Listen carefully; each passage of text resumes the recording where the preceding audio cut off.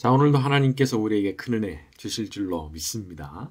자, 지난 시간 우리는 사울과 그 사환이 사무엘을 만나러 가는데 비탈길에서 물 기르러 나오는 소녀들을 만나서 조언을 듣는 장면까지를 다뤘습니다. 지금 바로 가면은 만날 수 있다 이렇게 말을 했죠. 이제 그 말대로 행했을 때 일어난 일들이 나오게 됩니다. 사무엘상 9장 14절에서 16절입니다. 그들이 성읍으로 올라가서 그리로 들어갈 때 사무엘이 마침 산당으로 올라가려고 마주 나오더라. 사울이 오기 전날에 여호와께서 사무엘에게 알게 하여 이르시되 내일 이맘때에 내가 베냐민 땅에서 한 사람을 내게로 보내리니 너는 그에게 기름을 부어 내 백성 이스라엘의 지도자로 삼으라. 그가 내 백성을 블레셋 사람들의 손에서 구원하리라. 내 백성의 부르짖음이 내게 상달되었으므로 내가 그들을 돌보았노라 하셨더니 16절에 보게 되면 참 놀라운 언급이 나옵니다. 내일 이맘때 내가 베냐민 땅에서 한 사람을 내게로 보내리니. 자, 누가 보내신 겁니까? 하나님께서 보내신 겁니다. 하나님께서. 자, 우리 사울의 입장으로 한번 들어가서 볼까요? 자기가 한 번이라도 이 사울이 하나님의 뜻이 뭘까 이런 생각을 해봤을까요? 자, 그 사환의 입장으로 한번 들어가 볼까요? 그럼 이 사환이 한 번이라도 야, 내가 하나님의 뜻을 이루어드려야 되겠다 그런 생각을 하고 일을 했겠습니까? 아니죠. 전혀 아닌 겁니다. 전혀 몰랐던 거예요. 이런 거는요. 그냥 자기가 그렇게 해야 될 것 같아서 그것도 잃어버린 나귀 찾으려고 그렇게 한 거예요. 나귀 찾으려고 100% 자기 의지로 움직인 겁니다. 그러니까 내가 그렇게 하겠다고 생각하고 막 움직였는데 놀랍게도 알고 보니까 그게 다 뭐였어요? 하나님께서 하신 일이었다는 거예요. 하나님께서 하신 일. 심지어 타이밍도 하나님께서 정하신 겁니다. 내일 이맘때. 내일 이맘때. 시간까지 하나님께서 다 정해 두신 거예요. 이게 놀라운 거 아니겠어요? 사울이나 그 사환이나 서로 마지막 시도에 대해서 합의를 하고 또 중간에 만난 소녀들의 얘기를 따라서 듣고 또 움직이는 거 이런 것 모든 것들 이 또 사무엘을 만나게 되는 그 타이밍이 기가 막혔는데 실은 이게 이미 하루 전에 하나님께서 내일 이맘때 찾아올 수밖에 없도록 만들어 놓으시는 거라는 거예요. 그래서 사무엘한테 하루 전에 미리 예고를 해두신 겁니다. 예고를 모든 일이 일어나기 전에. 참 이게 참 신비한 일인 거예요. 그러니까 우리가 이런 사실들 앞에서 그냥 무릎을 딱 꿇을 수밖에 없는 거죠.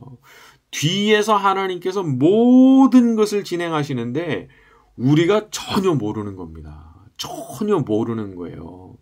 사울이 이런 상상을 했겠어요? 지금 하나님께서 나를 뒤에서 움직여가지고 사무엘을 만나러 가게 하신다? 상상도 못하는 겁니다. 전혀 생각이 없거든요. 자기는 낙이 찾으러 다녔는데 사환도 마찬가지고.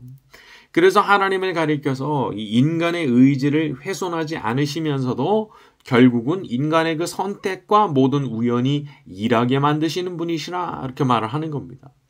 인간이 자유롭게 선택한 거예요. 자기 의지로. 하나님께서 강압적으로 시키신 일이 없다고요. 그런데 그렇게 인간의 자유로운 의지가 전혀 파괴되지 않았음에도 불구하고 보니까 결국은 하나님께서 모든 뜻을 이루시더라는 거예요.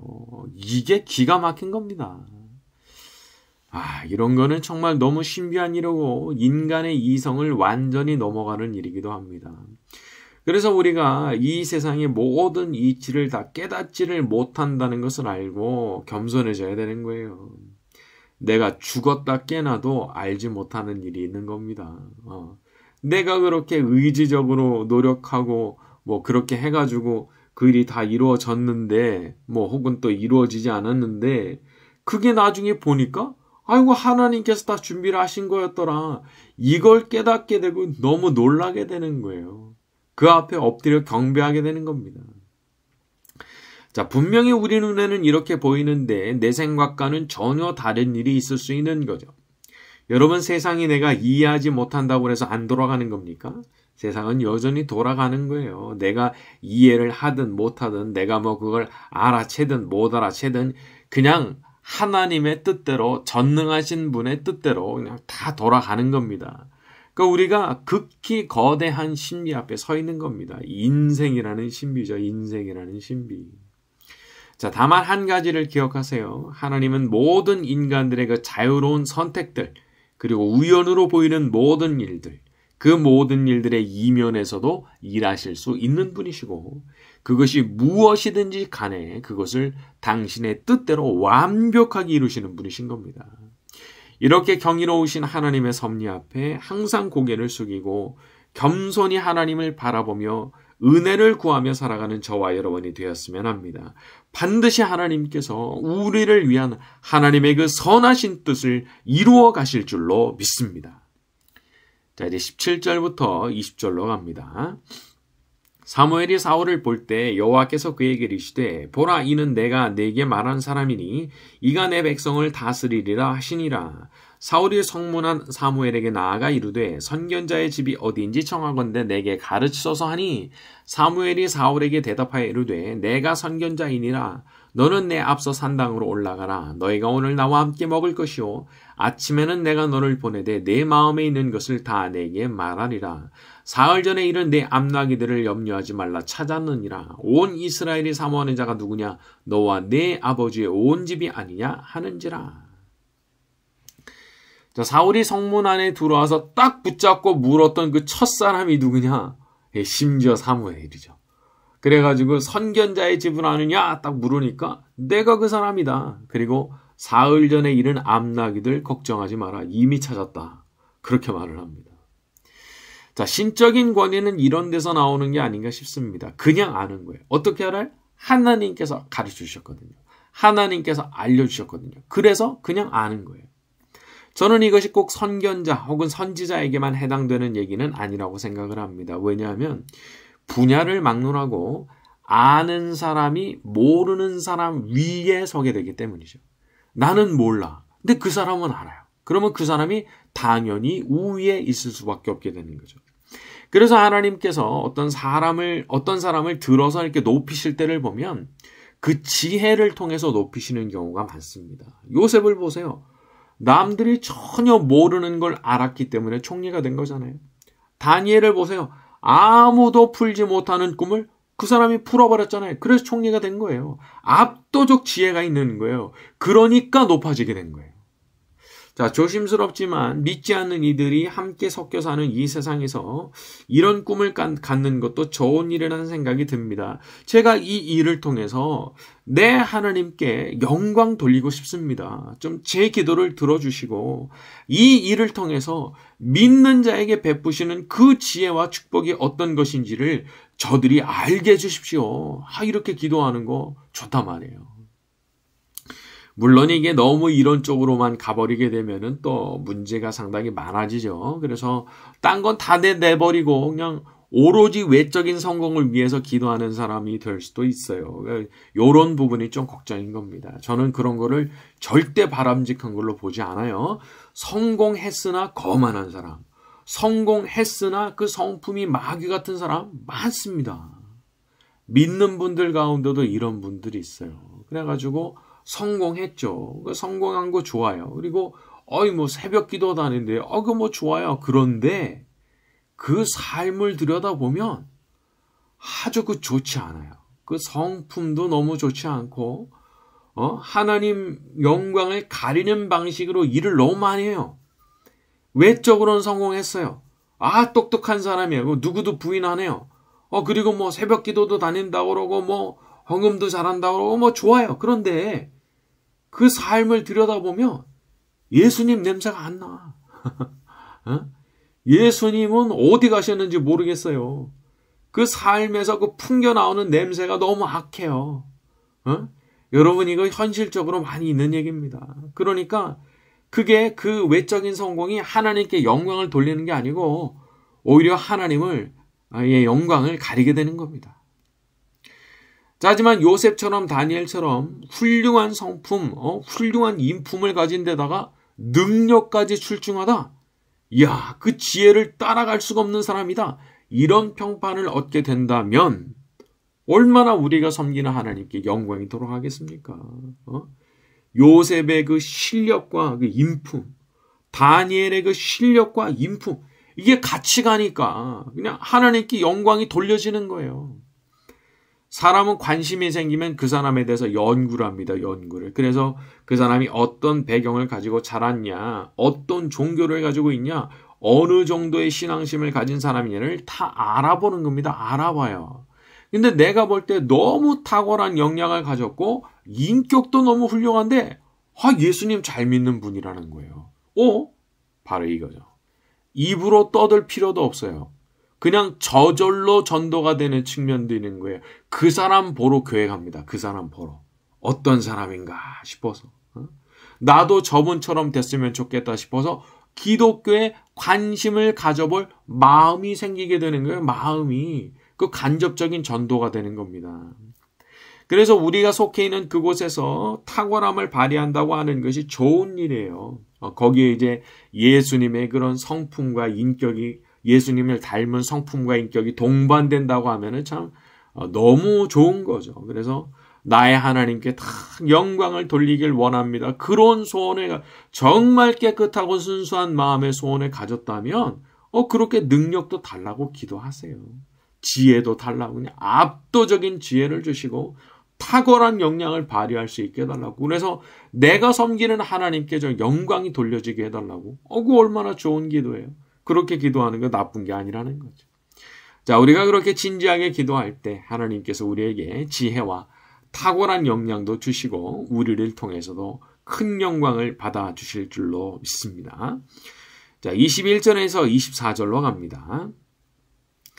사울이 대답하여 이르되 나는 이스라엘 지파의 가장 작은 지파 베냐민 사람이 아니니까 또 나의 가족은 베냐민 지파 모든 가족 중에 가장 미약하지 아니하나이까 당신이 어찌하여 내게 이같이 말씀하시나이까 하니 사무엘이 사울과 그의 사환을 인도하여 객실로 들어가서 청한 자죽 상석에 앉게 하였는데 객은 30명가량이었더라. 사무엘이 요리인에게 이르되 내가 네게 주며 네게 두라고 말한 그 부분을 가져오라. 요리인이 넓적다리와 그것에 붙은 것을 가져다가 사울 앞에 놓는지라. 사무엘이 이르되 보라 이는 두었던 것이니 내 앞에 놓고 먹으라. 내가 백성을 청할 때부터 너를 위하여 이것을 두고 이때를 기다리게 하였느니라. 그날에 사울이 사무엘과 함께 먹으니라. 자, 사무엘이 사울의 말을 뒤로 하고 그냥 30명 손님이 모이는 자리로 들어가게 합니다. 22절에 보니까 청한 자 중에 상석에 앉게 했다고 그랬습니다. 상석에. 자, 아마도 여기 초대된 사람들이 보통 사람들은 아니었을 거라고 생각을 합니다. 특히 사무엘하서 23장을 보게 되면은 다윗 왕을 모셨던 용사 30명에 대한 언급이 나오거든요. 그래서 아마도 여기 모인 30명도 혹시 이런 종류의 사람들이 아니었을까 추측을 하기도 합니다. 사무엘한테도 이렇게 국정을 돕는 이런 30명 사람들이 있었지 않겠느냐, 이제 그렇게 추측을 하는 거죠. 자, 그런데 그 자리에 떡하니 제일 상석에다가 사울을 앉힌 겁니다.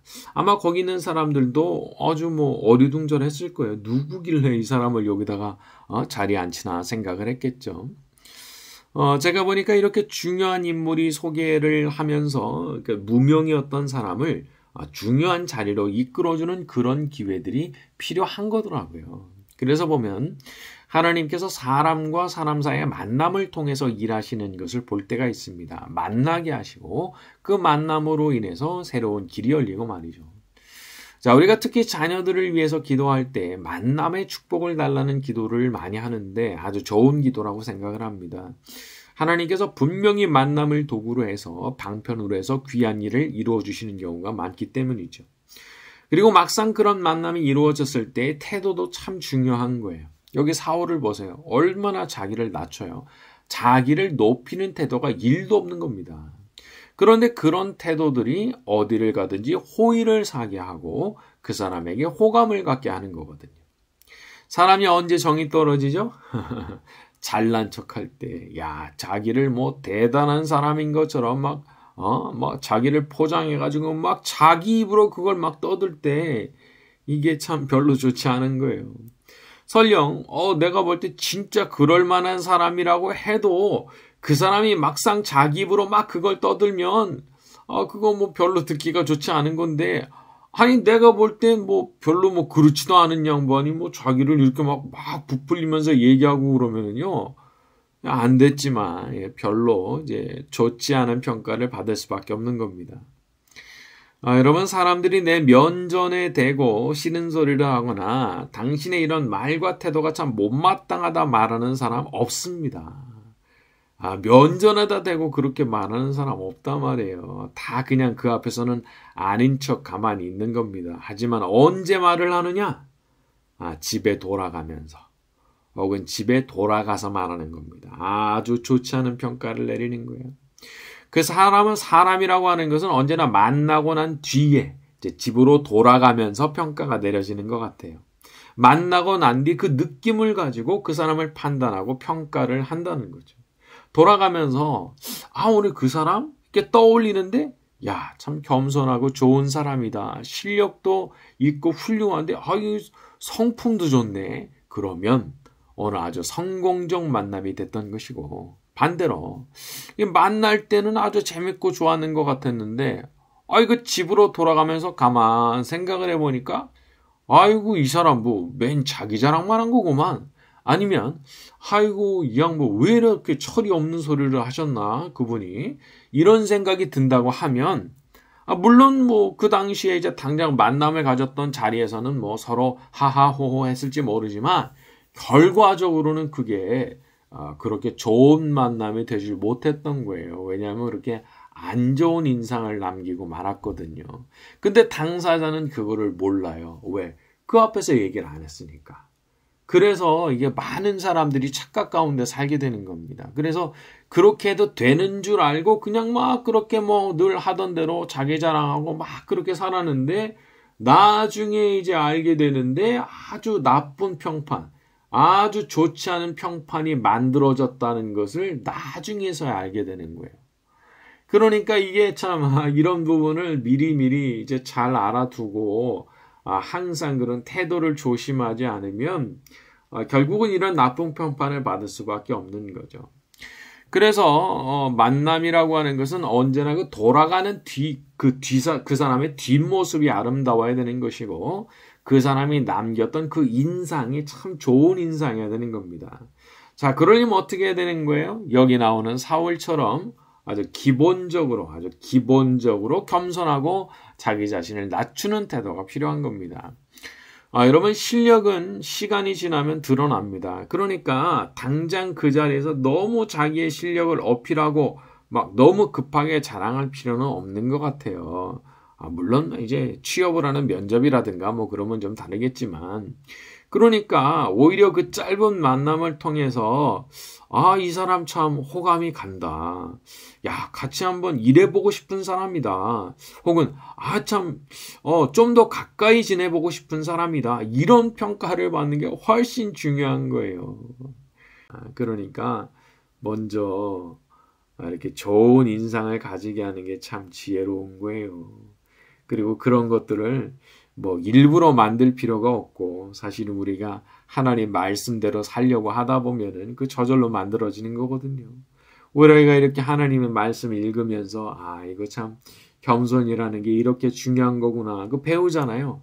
그러면 이 말씀대로 살려고 하다 보면은 자연스럽게 좋은 인상이라고 하는 것은 만들어지는 것이기 때문에 우리가 이렇게 말씀대로 살아가려고 노력하는 것들이 어떻게 보면은 하나님도 기뻐하시지만 사람들 사이에서도 좋은 평판을 얻게 하고 또 좋은 평가를 받도록 만들어주는 거라고 볼 수 있는 것 같습니다.